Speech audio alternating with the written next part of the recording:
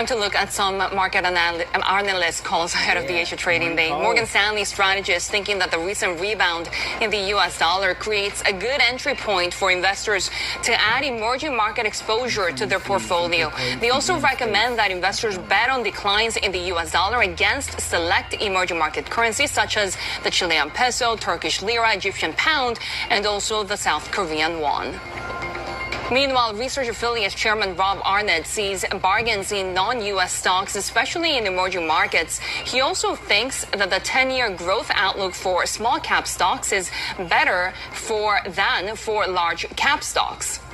Oh, yeah? Screaming bargains are in non-U.S. stocks relative to U.S., non-U.S. value in particular, emerging markets value in particular, and small-cap value versus large-cap growth.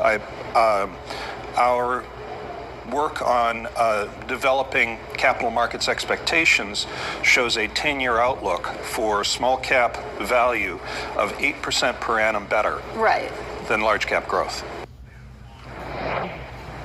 Arnott is also backing President Trump's landmark tax and spending bill. He told us that the legislation will ultimately have big benefits for corporate America.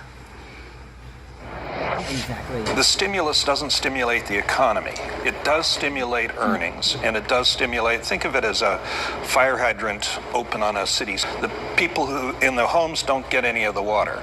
The people with buckets near the fire hydrants get all the water. Well, who's the people with the fire hydrants? Financial services and corporate America side. So who benefits the most? Because you look at Verizon directly citing favorable tax reform as they increase their guidance. Are there places you're looking to see where that one big beautiful bill is going to be impacting corporate America the most? We haven't drilled down to that. I wish I had a good answer for you on that.